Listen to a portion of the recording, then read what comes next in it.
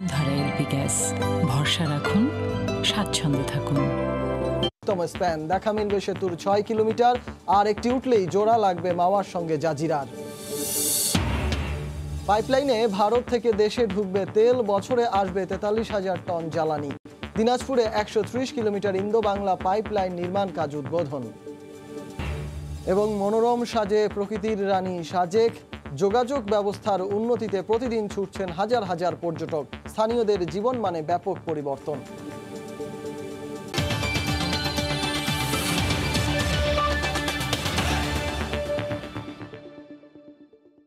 দেখছিলেন শিরোনাম, জনপদের সময়, সঙ্গে আছি আমি সজল মিত্র রিচার্ড। ধারা এলপি গ্যাস, ভরসা রাখুন, স্বাচ্ছন্দ্যে থাকুন।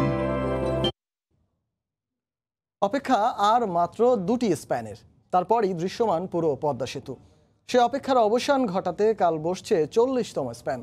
মাছ নদীতে 11 ও 12 নম্বর পিলারে স্প্যান বসানোর মাধ্যমে দৃশ্যমান হবে পুরো 6 কিলোমিটার সেতু। বাকি স্প্যানটি বসবে আগামী সপ্তাহে। এহসান জুয়েলের রিপোর্ট আর ছবি তুলেছেন সাইফুল ইসলাম। স্বপ্ন জোড়া লাগার অপেক্ষা, মধ্যখানের দূরত্ব মাত্র 300 মিটার। মাওয়া প্রান্তে 10টি আর জাজিরা প্রান্তের 29টি স্প্যান মিলে দৃশ্যমান আছে 39 স্প্যান। সেইখানে বাকি আছে যে 2টি, চলতি মাসেই বসবে তা। তারপর নদীর এপার ওপার জুড়ে এক সুতোয় বেঁধে ফেলা হবে পুরো পদ্মা সেতু। দৃশ্যমান হবে 6.15 কিলোমিটার। সেতুর ইতিহাসে সবচেয়ে বেশি স্প্যান বসেছে গত 2 মাস অক্টোবর ও নভেম্বরে। প্রতি মাসে রেকর্ড 4টি করে বসেছে 8টি স্প্যান। মাওয়া প্রান্তে যেখানে মাত্র 2টি স্প্যান ছিল, সেখানে এখন পুরো 10টি স্প্যানে দৃশ্যমান 1.5 কিলোমিটার সেতু। পাড়ের সাথে সেতুর মিলন ঘটেছে, এখন 2 প্রান্ত মিলবে এই 2টি স্প্যান বসানো হলে। পরিকল্পনা অনুযায়ী একটি স্প্যান বসছে মাসের প্রথম শুক্রবারে। গত 27শে নভেম্বর সবশেষ যে স্প্যানটি বসেছে তার পাশেই 11 ও 12 নম্বর পিলারে বসানো হবে নতুন স্প্যান। তবে এই স্প্যানটি বসাতে কারিগরি কিছু কাজ আগে সেরে রাখার উদ্দেশ্যে একদিন আগেই বৃহস্পতিবার এটিকে পিলারের কাছে নিয়ে গিয়ে রাখার পরিকল্পনা নেওয়া হয়। শুক্রবার পিলারের উপর তোলার আগ পর্যন্ত মাঝ নদীতে স্প্যানবাহী ট্রেনটির নিরাপত্তা নিশ্চিত করবে সেনাবাহিনীর টহল বোট। আগে তো এটা করা যায়নি, কথাটা বুঝছেন না। এখন আমরা বিভিন্ন কারণেই আমরা পারতেছি, সময়টা আমাদের এখন ফেভারেবল। এই ফেভারেবল সময়টা কাজে লাগেই আমরা আপনার চেষ্টা করছি। সবকিছু ঠিক থাকলে শুক্রবার সকালে শুরু হবে স্প্যান বসানোর কাজ। একটি নতুন স্প্যান বসা মানেই স্বপ্নের মুকুটে নতুন একটি পালক যোগ হওয়া। 40তম স্প্যানের মাধ্যমে প্রাপ্তি ঘটবে পুরো 6 কিলোমিটারের। বাকি একটি স্প্যান বসলেই সামনে আনন্দক্ষণ। এহসান জুয়েল, সময় সংবাদ, মাওয়া, মুন্সিগঞ্জ। পাইপলাইনের মাধ্যমে ভারত থেকে বাংলাদেশ সরাসরি জ্বালানি তেল পাবে। পরিবহন খরচ কমানো এবং মাঠ পর্যায়ে নিরবিচ্ছিন্নভাবে ডিজেল সরবরাহ নিশ্চিত করতে বৃহস্পতিবার থেকে শুরু হয়েছে পাইপলাইন স্থাপনের কাজ। সরকারের এই উদ্যোগকে স্বাগত জানিয়েছেন ব্যবসায়ীরা।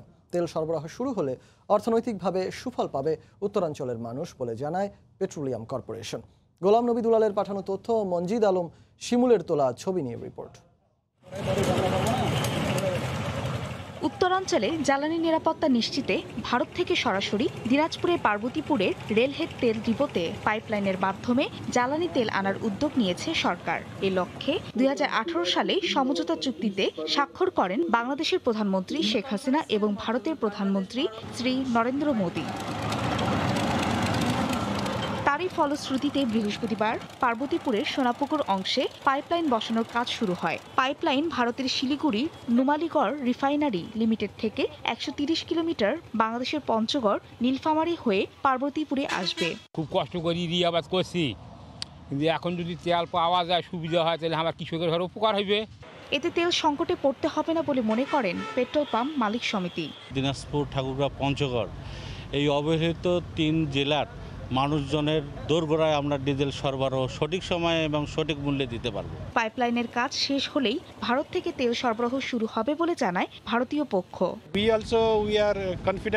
পাইপলাইন চালু হলে চাহিদা অনুযায়ী বিভিন্ন সেক্টরের জন্য পর্যাপ্ত তেল সরবরাহ করতে আমরা সক্ষম হব। পেট্রোলিয়াম কর্পোরেশন মনে করে তেল সরবরাহ শুরু হলে অর্থনৈতিকভাবে সুফল পাবে উত্তরাঞ্চলের মানুষ। কৃষিকাজে জ্বালানি তেলটা যাতে সবাই সময় মতো পায়, যদি খরচ কমে তেলের দামটা কমার উপরে প্রভাব পড়তে পারে। এই পাইপলাইন দিয়ে বছরে ৪৩,০০০ মেট্রিক টন তেল পরিবহন সম্ভব। ৫২০ কোটি টাকা ব্যয়ে প্রকল্পটির নির্মাণ কাজ শেষ হবে ২০২২ সালের জুন মাসে। সময় সংবাদ, দিনাজপুর। বাংলাদেশের বিশেষ অর্থনৈতিক অঞ্চলে বিনিয়োগ বান্ধব পরিস্থিতি কাজে লাগিয়ে আরও বেশি বিনিয়োগ বাড়াতে সুইডেন ও স্পেনের প্রতি আহ্বান জানিয়েছেন প্রধানমন্ত্রী শেখ হাসিনা। সকালে দেশ দুটির রাষ্ট্রদূতরা তার সঙ্গে সৌজন্য সাক্ষাৎ করতে গেলে এ আহ্বান জানান প্রধানমন্ত্রী। বাংলাদেশের হাইটেক শিল্পে বিনিয়োগের জন্য স্পেনের প্রতি আহ্বান জানান প্রধানমন্ত্রী। তিনি বলেন, বাংলাদেশে বিনিয়োগ বান্ধব পরিস্থিতি তৈরি হয়েছে। স্প্যানিশ দূত প্রধানমন্ত্রীকে জানান, বাংলাদেশের রেলওয়ে ও অবকাঠামো নির্মাণ খাতে সহায়তা দিতে চায় দেশটি। পরে প্রধানমন্ত্রীর সঙ্গে সাক্ষাৎ করেন সুইডেনের রাষ্ট্রদূত ফ্রান্সিসকো ডি অ্যাসিস বেনিতেস সালাস। করোনা মহামারীতে বাংলাদেশের তৈরি পোশাক খাতের রপ্তানি আদেশ বাতিল না করায় সুইডেন সরকারকে ধন্যবাদ জানান প্রধানমন্ত্রী। এছাড়া এদিন প্রধানমন্ত্রীর সঙ্গে সৌজন্য সাক্ষাৎ করেছেন ঢাকায় নিযুক্ত পাকিস্তানের হাই কমিশনার ইমরান আহমেদ সিদ্দিকী।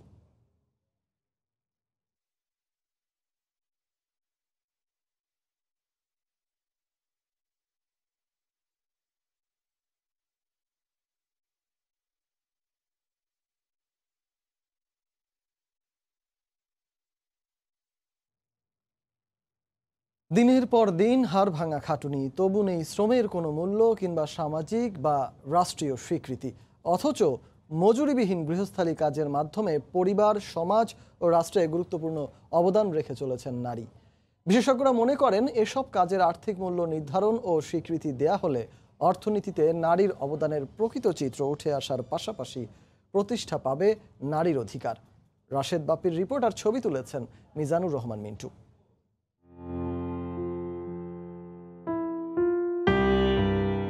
শীতের নরম কোমল পরশ মাখা আদুরে এক সকাল, এরই মাঝে মুগ্ধতার আবেশ নিয়ে হাজির দিনপতি।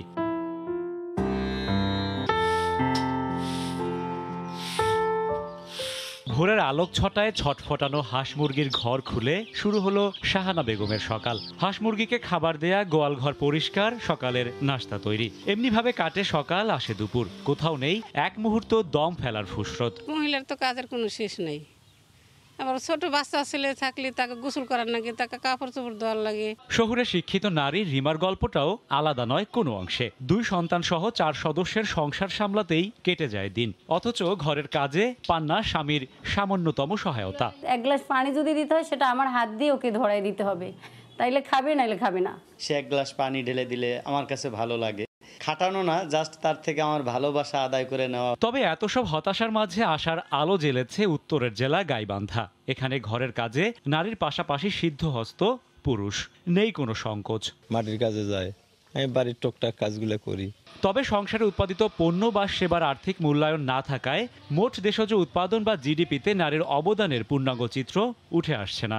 একটা মানুষের যদি আক্কেল, জ্ঞান, বুদ্ধি, বিবেচনা থাকে, সে যখন দেখবে তার পাশের মানুষটা এতগুলো কাজ করছে, সে কি একটু হাত বাড়াতে পারে না? আর্থিক মূল্যায়ন হতে পারে এটা যদি আমাদের দেশজ আয়ে গণনা করা হতো। পরিবার পৃথিবীর প্রাচীনতম প্রতিষ্ঠান, যেখানে নারী পুরুষের সম্মিলিত বসবাস। তবে কেন ঘরের কাজের দায় শুধু নারীকেই নিতে হবে? বরং এই কাজগুলোর দায় বিশেষ কোনো লিঙ্গের উপর না চাপালে একদিকে যেমন নারীর আত্মমর্যাদা বাড়ে, তেমনি তৈরি হয় নেতৃত্ব বিকাশের গুণাবলী। রাশেদ বাপ্পি, সময় সংবাদ, মানিকগঞ্জ। স্বাস্থ্য অধিদপ্তর জানিয়েছে, বৃহস্পতিবার দুপুর পর্যন্ত সবশেষ 24 ঘন্টায় করোনায় মারা গেছেন 35 জন। এ নিয়ে দেশে মৃতের সংখ্যা বেড়ে দাঁড়ালো 6,748 জনে। এছাড়া শনাক্ত হয়েছেন 2,316 জন। গত 24 ঘন্টায় কোভিড-19 নমুনা পরীক্ষা করা হয়েছে 16,807 জনের। এই পর্যন্ত মোট নমুনা পরীক্ষা করা হয়েছে 28,20,981 জনের। 24 ঘন্টায় নতুন শনাক্ত হয়েছেন 2,316 জন। এ নিয়ে দেশে মোট শনাক্তের সংখ্যা 4,71,739 জন। 24 ঘন্টায় মারা গেছেন 35 জন। এ পর্যন্ত করোনা আক্রান্ত হয়ে মারা গেলেন 6,748 জন। করোনা থেকে 24 ঘন্টা সুস্থ হয়েছেন 2,593 জন। এ পর্যন্ত সুস্থ হয়েছেন 3,88,379 জন। দেখছেন জনপদের সময়। কক্সবাজারের রামুতে সেনানিবাসের নতুন 4টি ইউনিটের উদ্বোধন করেছেন সেনাপ্রধান জেনারেল আজিজ আহমেদ। বৃহস্পতিবার উদ্বোধন অনুষ্ঠানে সেনাপ্রধান অভ্যন্তরীণ ও বাহ্যিক যে কোনো হুমকি ও ষড়যন্ত্র মোকাবেলায় সেনাবাহিনীকে সজাগ থাকার আহ্বান জানান। বর্তমান সরকারের নানা উন্নয়নের কথা তুলে ধরে সেনাপ্রধান আরও বলেন, উন্নয়নকে বাধাগ্রস্ত করে এমন শত্রুদের বিরুদ্ধে সতর্ক থাকতে হবে। এর আগে সেনাবাহিনীর একটি চৌকস দল কুচকাওয়াজ প্রদর্শন করে।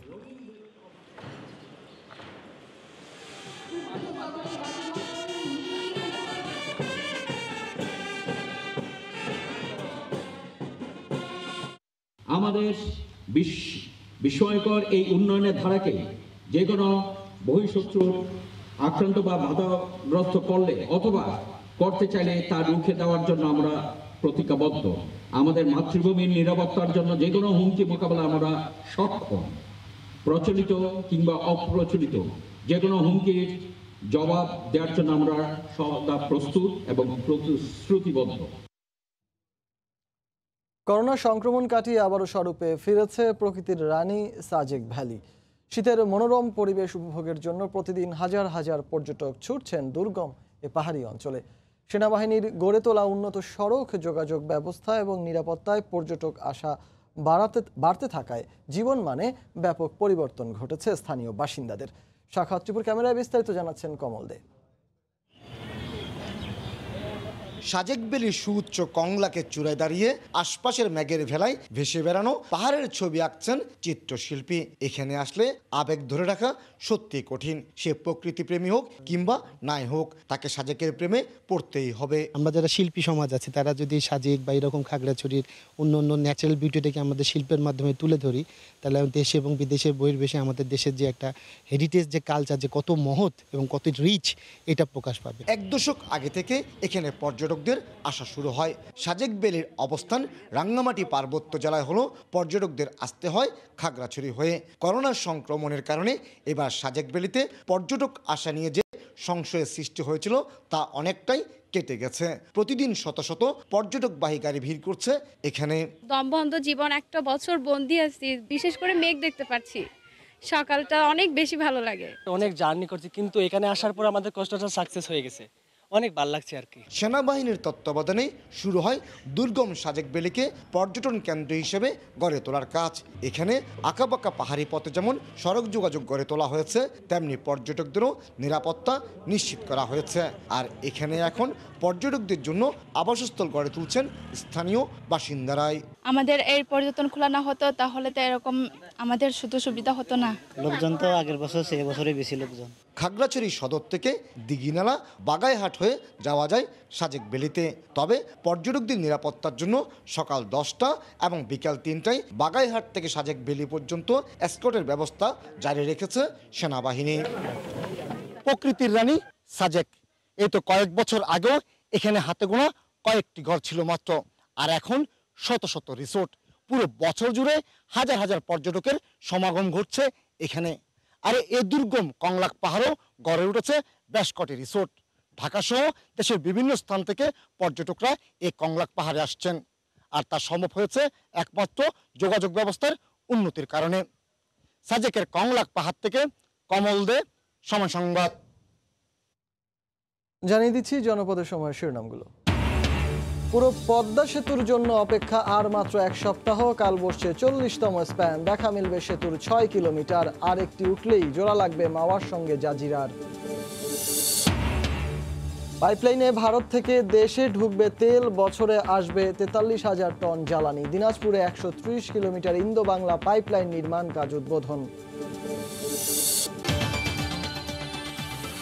এই ছিল এখনকার মতো, আর সঙ্গে থাকুন সময়ের।